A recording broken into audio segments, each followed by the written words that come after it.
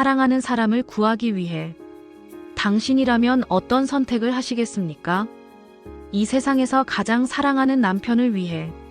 남편의 직장 상사에게 모든 것을 바친 아내의 이야기. 지금부터 시작하겠습니다. 구독과 좋아요는 더 많은 이야기를 만드는데 큰 힘이 됩니다. 결혼 5년차 김나영에게 그날 아침은 평범한 시작이었습니다. 남편 민수가 출근 준비를 하며 넥타이를 매는 모습을 바라보며 소소한 일상의 행복을 느끼고 있었죠. 오늘 프레젠테이션 잘 되길 바라. 승진 기회잖아. 고마워, 여보. 저녁에 좋은 소식 가지고 올게.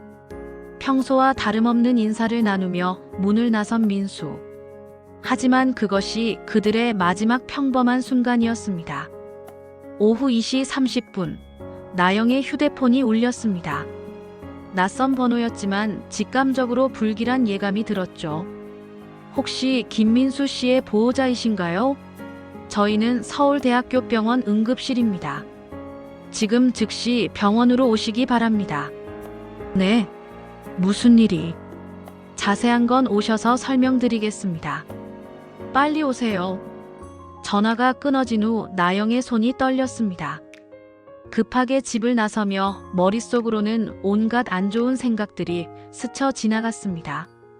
병원 응급실에 도착한 나영이 본 것은 의식을 잃은 채 각종 의료기기에 연결되어 있는 남편의 모습이었습니다.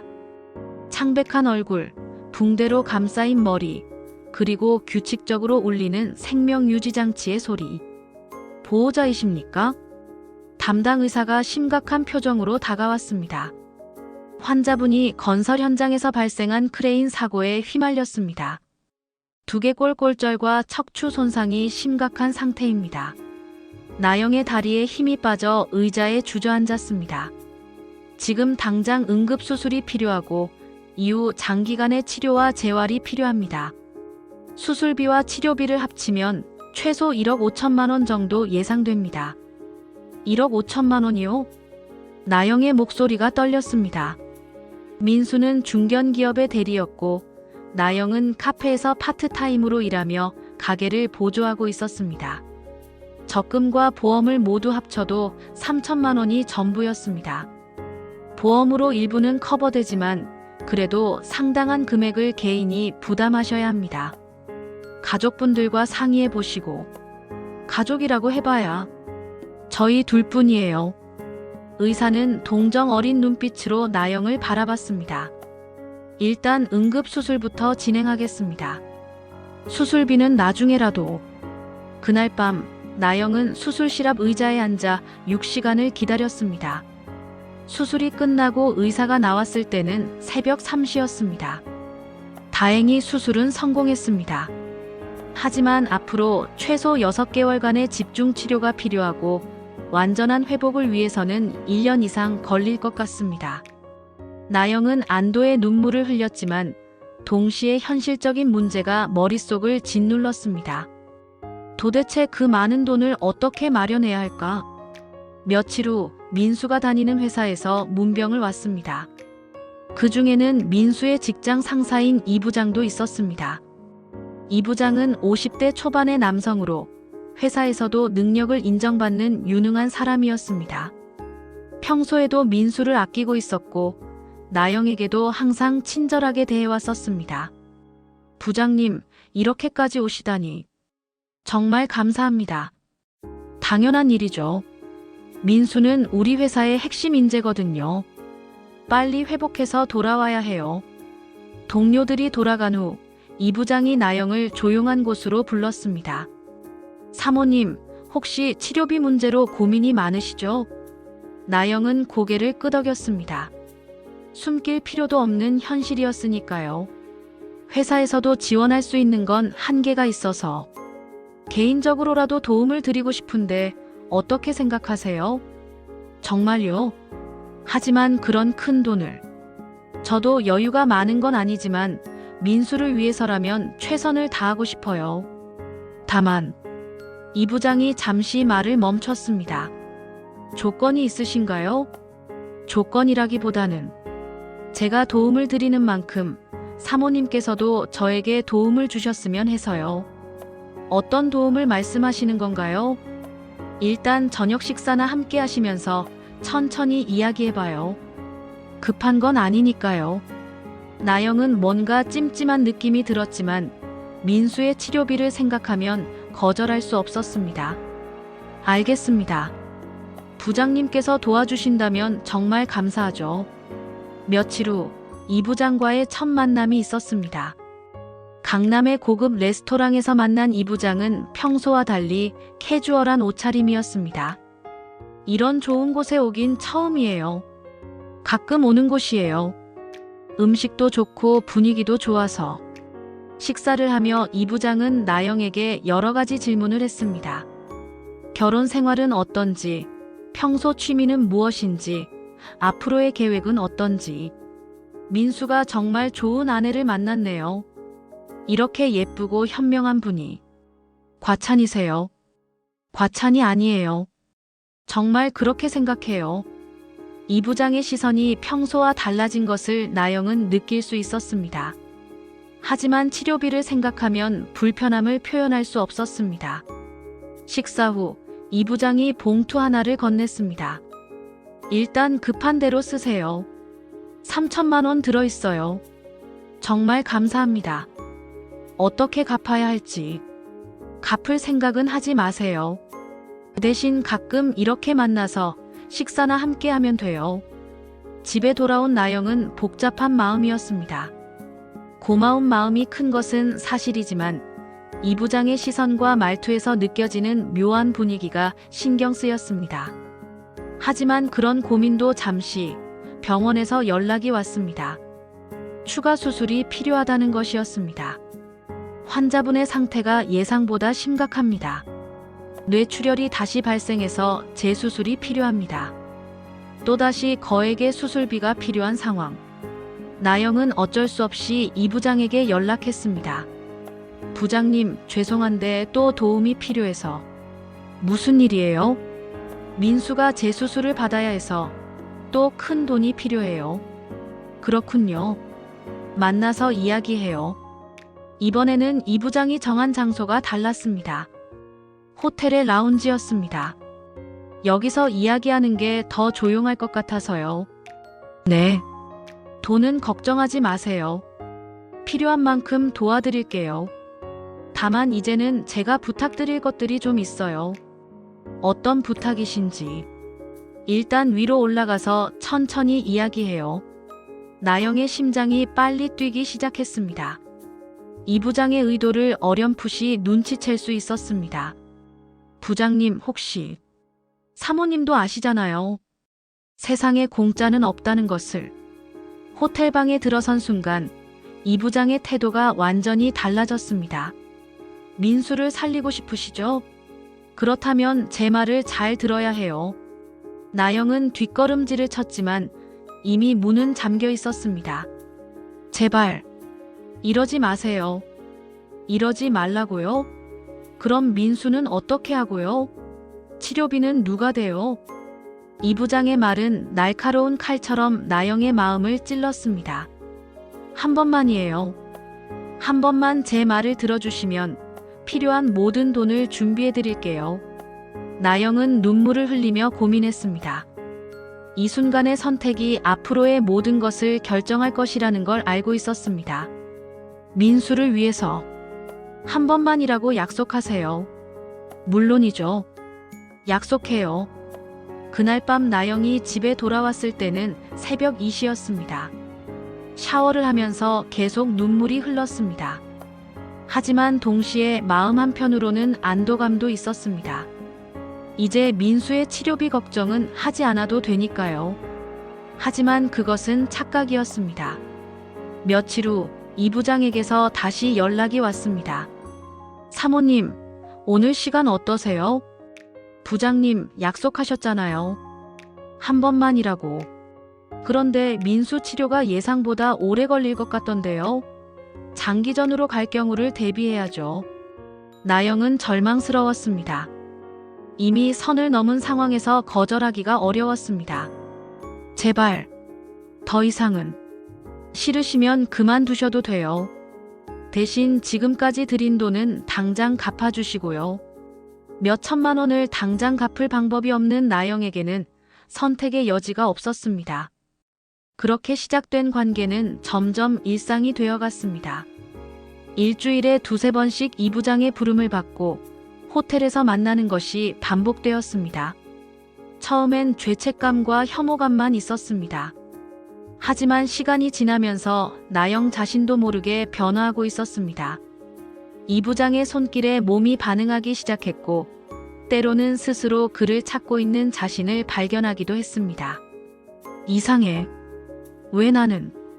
거울 앞에 선 자신을 보며 나영은 혼란스러웠습니다.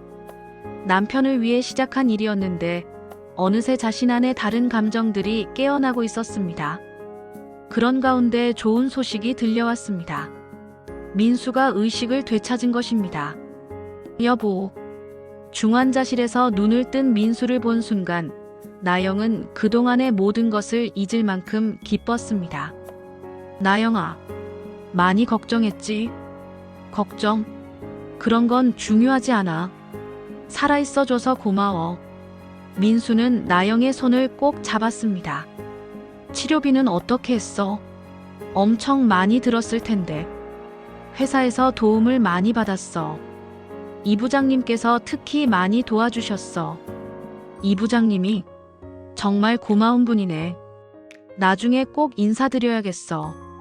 나영은 민수의 말에 가슴이 철렁 내려앉았습니다. 민수의 회복은 예상보다 빨랐습니다. 한 달 후에는 휠체어에 앉을 수 있게 되었고, 2달 후에는 목발을 짚고 걸을 수 있게 되었습니다. 하지만 나영의 이중 생활은 계속되었습니다. 이 부장은 민수가 회복되어도 관계를 끝낼 생각이 없어 보였습니다. 이제 민수도 깨어났으니 관계를 정리하죠. 나영이 조심스럽게 말했지만 이 부장의 대답은 차가웠습니다. 정리요? 아직 치료비 다 갚지도 못했는데. 그리고 민수가 복직하려면 제 도움이 필요하다는 거 아시죠? 부장님, 제발. 제발은 처음에 하는 거였어요. 이제 와서 그런 말 하지 마세요. 나영은 함정에 빠진 기분이었습니다. 빠져나가려고 할수록 더 깊이 빠져드는 늪 같았습니다. 그런 와중에도 민수는 점점 회복되어 가고 있었습니다. 물리치료를 받으며 조금씩 걸을 수 있게 되었고, 곧 퇴원할 수 있다는 희망적인 소식도 들려왔습니다. 여보, 정말 고마워. 나 때문에 얼마나 힘들었을까. 병실에서 민수가 나영의 손을 잡으며 말했습니다. 뭔 소리야? 당연한 일이지. 치료비는 정말 어떻게 마련했어? 회사에서 도움을 받았다고 했는데. 응, 이 부장님께서 많이 도와주셨어. 이 부장님, 정말 고마운 분이네. 꼭 제대로 인사드려야겠어. 나영은 민수의 말에 심장이 덜컥 내려앉았습니다. 만약 민수가 이 부장을 만나게 된다면 상상만 해도 끔찍했습니다. 굳이 그럴 필요 없어. 부장님도 바쁘실 텐데. 아니야, 이런 큰 은혜를 받았는데 인사도 안 드릴 수는 없지. 며칠 후 나영이 가장 두려워했던 일이 벌어졌습니다. 민수가 퇴원을 앞두고 이 부장이 병문안을 온 것입니다. 민수야, 많이 좋아졌네. 부장님, 정말 감사합니다. 사모님한테 많이 도움을 받았다고 들었어요. 당연한 일이죠. 우리 회사의 핵심 인재인데. 나영은 두 사람의 대화를 들으며 온몸이 얼어붙는 느낌이었습니다. 이 부장의 눈빛이 자신을 향할 때마다 심장이 멎을 것 같았습니다. 부장님, 정말 어떻게 갚아야 할지. 갚을 생각은 하지 마요. 대신 빨리 회복해서 회사로 돌아오세요. 네, 꼭 그렇게 하겠습니다. 이 부장이 돌아간 후 민수가 나영에게 말했습니다. 정말 좋은 분이네. 그런데 사모님이 좀 어색해 보이시던데. 그래. 그냥 긴장해서 그런가 봐. 하지만 민수는 예리한 사람이었습니다. 아내의 미묘한 변화들을 눈치채기 시작했습니다. 퇴원 후 집으로 돌아온 민수는 집안의 변화들을 발견했습니다. 새로운 가전제품들, 비싼 화장품들, 그리고 평소 나영이 입지 않던 고급 옷들. 여보, 이거 언제 샀어? 치료비 걱정하느라 스트레스 받을까봐 조금씩 산 거야. 그런데 돈은 어떻게? 부장님께서 넉넉하게 도와주셔서. 민수는 뭔가 이상하다는 생각이 들었지만 아직 의심하고 싶지 않았습니다. 그런데 어느 날 밤 나영의 휴대폰에서 메시지 알림음이 들렸습니다. 내일 저녁 7시 평소 장소에서. 민수가 우연히 본 메시지였습니다. 발신자는 이 부장이었습니다. 여보, 이게 뭐야? 그게. 부장님이 왜 이런 메시지를 보내는 거야? 평소 장소가 뭐야? 나영은 말문이 막혔습니다. 더 이상 변명할 수 없는 상황이었습니다. 사실은 그 순간 나영의 휴대폰이 다시 울렸습니다. 이 부장의 전화였습니다. 받지 마. 민수가 차가운 목소리로 말했습니다. 여보, 오해야. 정말로. 오해? 그럼 이 메시지들은 뭐야? 민수가 나영의 휴대폰을 빼앗아 메시지 내역을 확인했습니다. 그곳에는 지난 몇 달간 주고받은 수많은 메시지들이 있었습니다. 오늘 밤에도 와줘요. 당신이 그리워요. 남편 모르게 조심히 와요. 민수의 얼굴이 창백해졌습니다. 이게 진짜야? 여보, 들어봐. 정말 어쩔 수 없었어. 너를 살리기 위해서. 살리기 위해서? 이런 식으로. 민수의 목소리가 떨렸습니다. 분노보다는 배신감과 절망이 더 컸습니다. 다른 방법이 없었어. 치료비가 너무 많이 들어서. 그래서 이 부장과 그런 관계를. 나영은 더 이상 부정할 수 없었습니다. 눈물을 흘리며 고개를 끄덕였습니다. 미안해. 정말 미안해. 민수는 한참 동안 말없이 서 있었습니다. 그리고 조용히 말했습니다. 얼마나 오래됐어? 처음 사고 났을 때부터. 그럼 내가 의식 잃고 있는 동안 내내. 여보, 대답해. 내가 죽을 뻔한 상황에서 너는 다른 남자와. 그게 아니야.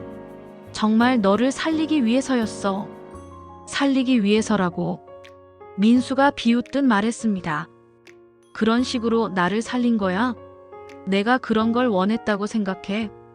하지만 다른 방법은 찾지도 않았잖아. 가장 쉬운 방법을 택한 거지. 민수의 말이 나영의 가슴을 찔렀습니다. 그게 아니야. 정말 절박했어서. 절박했다고. 그럼 지금도 계속하고 있는 이유는 뭐야? 내가 이미 깨어났는데.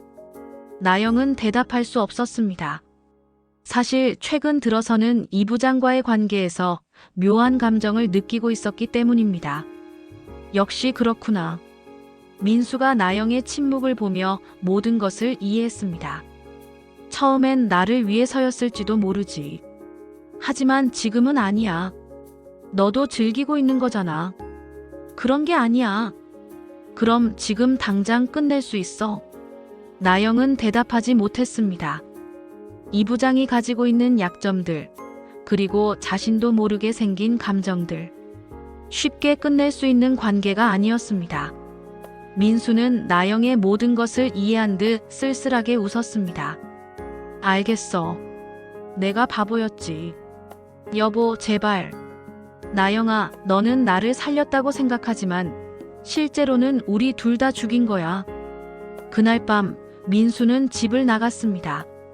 그리고 며칠 후 이혼 서류를 보내왔습니다. 나영은 빈집에 혼자 앉아 지난 시간들을 돌이켜봤습니다. 남편을 살리기 위해 시작한 일이었는데 결국 모든 것을 잃게 되었습니다. 그리고 이 부장마저도 민수와의 관계가 끝나자 연락을 끊었습니다. 더 이상 나영에게 관심이 없어진 것입니다. 혼자 남겨진 나영은 거울 앞에 서서 자신을 바라봤습니다. 내가 정말 남편을 사랑했던 걸까? 아니면 그냥 내 자신을 지키려고 했던 걸까? 남편의 생명을 구한다는 명분으로 시작했지만 어느 순간부터는 자신의 욕망에 솔직해지고 있었던 건 아닐까요? 사랑한다는 것은 때로는 놓아주는 것일 수도 있습니다. 하지만 나영은 놓아주지 못했습니다. 대신 붙잡으려 했고 그 과정에서 더 큰 것들을 잃게 된 것입니다. 여러분이라면 어떤 선택을 하시겠습니까? 사랑하는 사람의 생명이 위험할 때 정말로 모든 것을 희생할 수 있나요? 그리고 그 희생이 처음의 순수한 의도를 벗어나 다른 감정으로 변해갈 때 어떻게 해야 할까요? 때로는 우리가 사랑이라고 생각하는 것이 실제로는 소유욕이나 자기 만족일 수도 있습니다. 진정한 사랑은 상대방의 진정한 행복을 원하는 것이 아닐까요? 나영의 이야기를 통해 우리는 사랑의 진정한 의미에 대해 다시 한번 생각해 볼 수 있습니다.